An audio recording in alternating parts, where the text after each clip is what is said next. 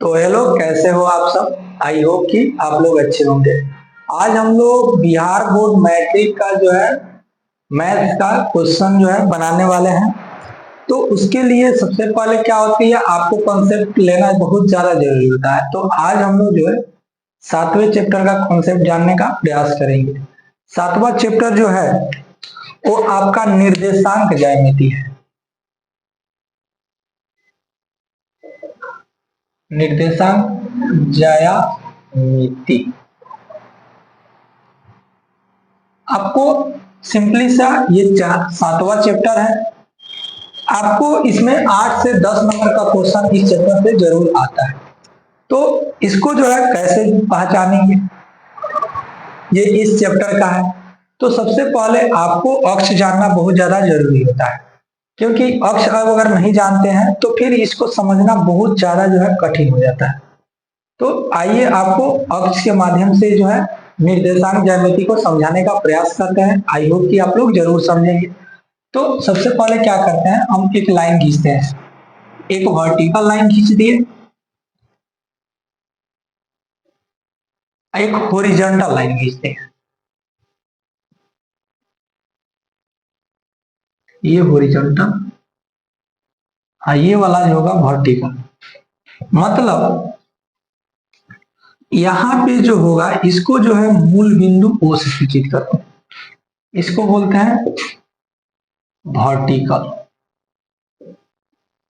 Line, इसको बोलते हैं हॉरिजॉन्टल लाइन।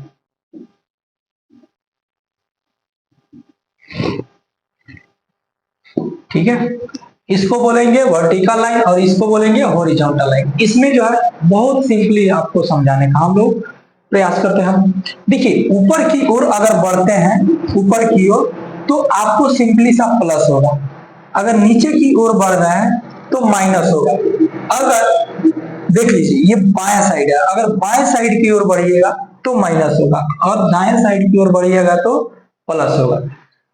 तो ये तो आपको बता दिए, ये वर्टिकल लाइन हो गया, ये हॉरिजॉन्टल लाइन हो गया। इसको जो है y से डिनोट करते हैं, इसको y डैश से।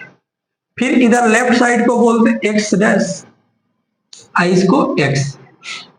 आपको पहले ही बताते हैं, ऊपर की ओर बढ़ेगा तो पॉजिटिव, नीचे की ओर बढ़ेगा तो निगेटिव। दाहिने तरफ बढ़ेगा तो पॉजिटिव और बाएं तरफ बढ़ेगा तो निगेटिव होता है। इसमें यही चीज मेन समझना रहता है। दूसरा इसमें कॉन्सेप्ट क्या करता है, इसमें आपसे पूछ देगा मूल बिंदु का निर्देशांक क्या है। तो याद रखना है, अगर कोई चीज ओरिजिन पे है यानी मूल बिंदु पे है, एक ही जगह स्थान है, ना बढ़ रही है ना घट रही है, तो फिर उसके लिए क्या होगा, वो स्थान 0 0 होगा। यानी अगर आपसे मूल बिंदु का निर्देशांक पूछे तो 0 0 होगा। मान लीजिए ये यहाँ पे एक पॉइंट मान लीजिए और उसका निर्देशांक 0 0 हो गया। तो यहाँ पे सबसे पहले आपको बता दिए, ये लाइन जो हो गया आपका वर्टिकल लाइन हो गया और ये हॉरिजॉन्टल लाइन हो गया। अब देखिए इसमें जो है पद पहचानना रहता है। जैसे आपको पूछ देगा, आपको एग्जांपल हम बता देते हैं। जैसे पूछ देगा 4,2 किस चतुर्थांश में है, तो दूसरा स्टेप आता है चतुर्थांश का। तो हम लोग चतुर्थांश पहचानने का प्रयास करेंगे। तो इसको जो बोलेंगे, इसको प्रथम चतुर्थांश। ठीक है, प्रथम चतुर्थांश। इसको बोलेंगे हम लोग द्वितीय चतुर्थांश। इसको बोलेंगे तृतीय चतुर्थांश।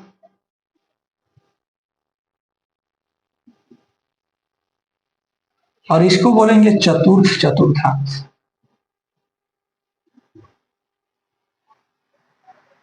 सिंपली सा आपको समझ में आ गया, यानी 1 2 3 4, ये 4 आता है और इससे आपको 100% 2 मार्क्स का आना ही आना है।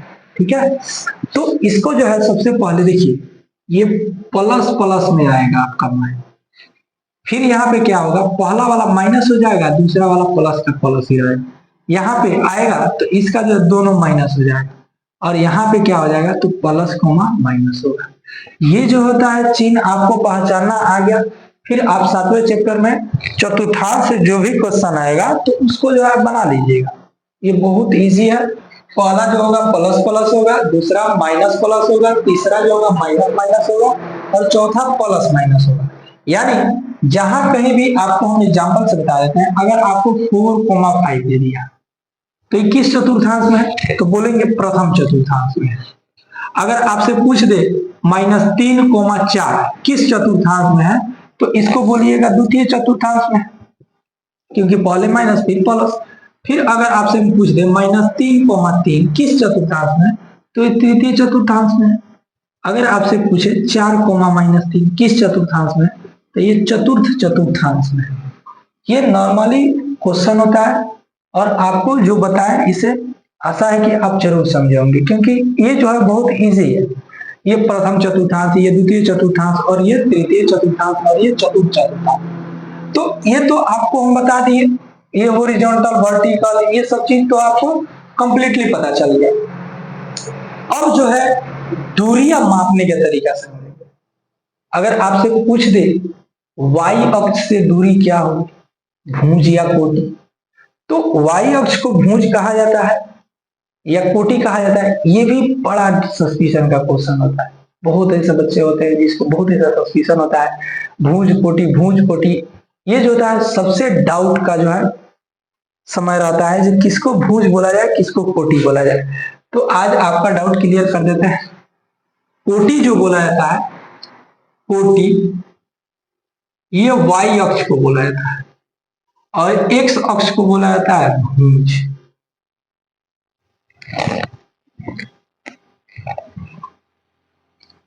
अब अगला आपका क्वेश्चन आ जाता है, अब आपका जो है अगला क्वेश्चन जो आ जाता है, यहाँ पे इसको जो है क्या बोलेंगे और क्या बोलेंगे ये आसानी से आपको समझा दिए। यानी ये कोटि हो गया, ये भुज हो गया, ठीक है। यानी आप लोग को बता दिए ये y अक्ष को कोटि बोलेंगे और x अक्ष को भुज बोला जाता है। आपको याद कर लेना है y अक्ष को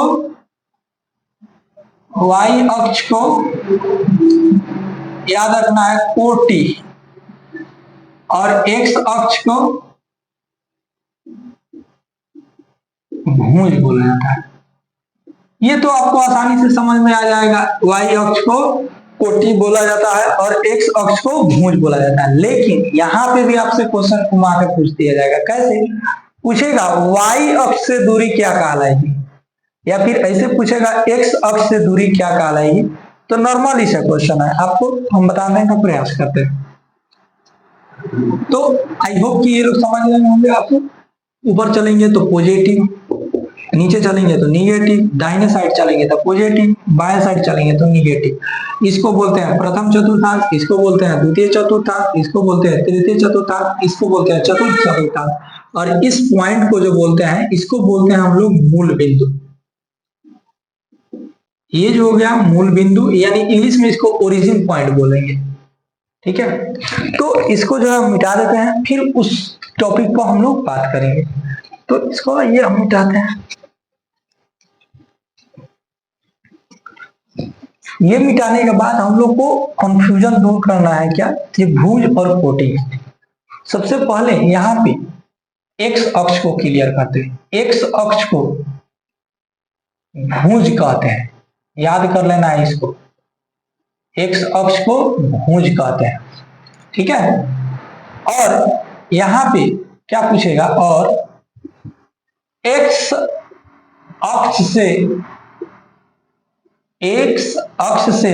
दूरी, x अक्ष से दूरी भुज या कोटि कहलाएगा।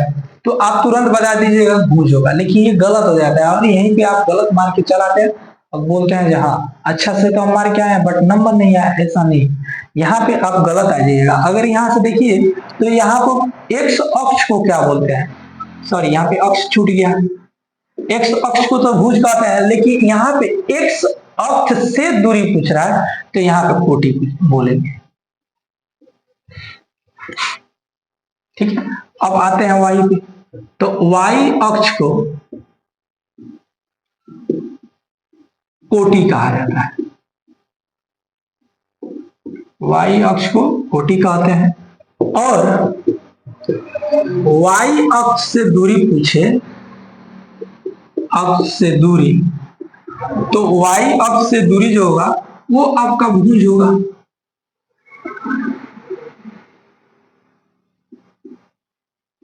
ये आप लोगों को कंफ्यूजन दूर कर लेना है। ये क्वेश्चन जो है आपको कंफ्यूज करेगा, तो इसको दूर कर लेना है। और ये आपको 100% क्वेश्चन आएगा। ऐसा नहीं है जो आके हम कुछ भी बोल रहे हैं, ऐसा नहीं है। आप जाके मिला सकते हैं, इससे प्रॉपर जो है क्वेश्चन आते रहता है। तो इसको जो है बढ़िया से ध्यान देना है। और ये साइड हो गए हम, आप आराम से जो है स्क्रीन को पॉज कर लीजिए, पॉज करके इसको जरूर लिख लीजिएगा और इसको बार बार देखते रहिएगा ताकि ये भूलिएगा नहीं। ठीक है, इसको अगर नहीं भूलिएगा तो बहुत अच्छा रहेगा। अब हम लोग आते हैं दूसरे टॉपिक पर। इसमें क्या होता है, जैसे आपको फॉर्मूला नहीं याद रहता है, तो फॉर्मूला जो है कैसे याद करें, तो इसको बहुत ही आसान भाषा में हम आपको बताएंगे कि कैसे याद करना है, कैसे उसको लिखना है, कैसे दिमाग पे उसको चढ़ा के रखना है। ऐसा नहीं कि एक बार पढ़ लिया उसके बाद समझ ही नहीं आता है, तो फिर दिक्कत हो जाएगा आपको। तो आइए उसको भी हम बताने का प्रयास करते हैं। ये जरूर लिख लीजिएगा आप लोग।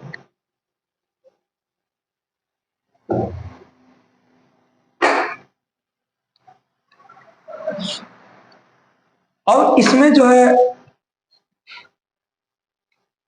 एक और आपसे क्वेश्चन पूछ देगा, आप स्टार मार के कोशिश कर लीजिएगा लिखने की, कि एक्स अक्ष और वाई अक्ष के कटान बिंदु को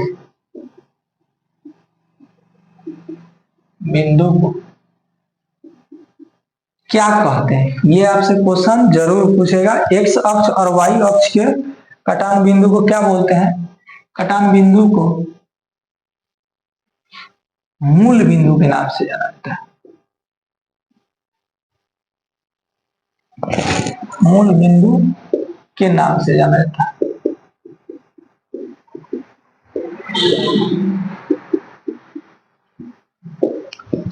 तो याद रखना है आप लोग को कि एक्स अक्ष और वाई अक्ष के कटान बिंदु को मूल बिंदु के नाम से जाना जाए। इसके पहले भी आप लोग को बताए थे, इसी को तो मूल बिंदु बोल देता है। इसका पॉइंट होता है 0 0। तो इसको ध्यान में रख लेना है। पहला फार्मूला नंबर हम लोग आते हैं, मूल बिंदु से दूरी आपसे पूछेगा। आपको जैसे कोई एग्जांपल दे देगा, मान लीजिए 2,3 दे दिया आपसे, और क्वेश्चन पूछेगा कि मूल बिंदु से दूरी निकाले, तो उसके लिए हम लोग को फॉर्मूला का जानना जरूरी है। तो आइए उसको हम बताते हैं। पहला फॉर्मूला, तो मूल बिंदु से दूरी, मूल बिंदु से दूरी, मूल बिंदु से दूरी क्या होता है, तो √x² माइनस y² होता है। ये जो हो गया आपको पहला फॉर्मूला हो गया। और आपको जो बताया है 2 दिया रहेगा, जैसे x और y का मान दिया रहेगा, आप आसानी से बना सकते हैं। जैसे इसका एग्जांपल देते हैं,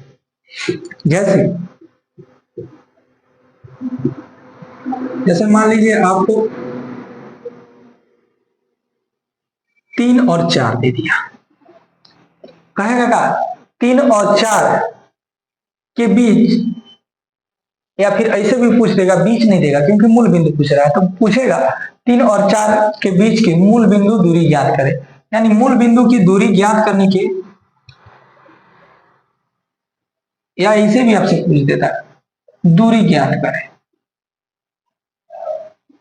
मूल बिंदु आपसे डायरेक्ट ना पूछ के सीधे कहेगा दूरी ज्ञात कीजिए, आप तो चौंक जाइएगा, क्योंकि दूरी निकालने के लिए 4 होना चाहिए, यानी 2 x एक्सिस होना चाहिए, 2 y एक्सिस होना चाहिए, लेकिन ऐसा नहीं पूछता, ऐसे ही दे देगा। तो फिर आप कैसे कीजिएगा। तो एक तो ये फॉर्मूला है, एक और फॉर्मूला है, तो उसके लिए हम लोग वो चीज का प्रयोग नहीं करते हैं, क्योंकि यहाँ पे मूल बिंदु ही दे दिया है। मूल बिंदु से क्वेश्चन पूछेगा, मूल बिंदु से दूरी ज्ञात करें, पूरा क्वेश्चन लिख देते हैं। मूल बिंदु से